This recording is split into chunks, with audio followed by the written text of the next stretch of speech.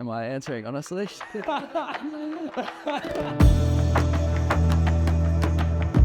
was super lucky to grow up in Byron at the time when I left high school, and like looking around, and a lot of creators made it big in all forms of industries, from like performance to music, whatever craft they're doing.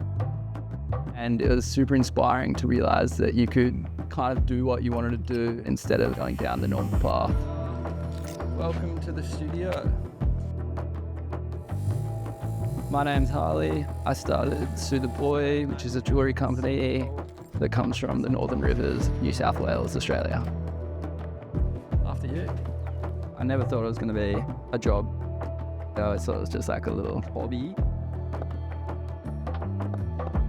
It definitely has become a part of me. I had like some old boy before I started Sue, and I was kind of between hospitality jobs, and he's like, oh, you got to find what you want to do. It like helps define you, which I was so against at the time, but now being so invested in something, I actually see what he meant. When you've got a task or like a few hours at the bench, I really love it because your brain has a chance to turn off. You know, you can focus on one step at a time, and that's kind of all you're doing. I think my favorite metal to work with is sterling silver. I like that it oxidizes really nicely and has like a really nice contrast. You know, your engravings are really dark, and then you have that super light kind of high points. Really creates like a lot of depth.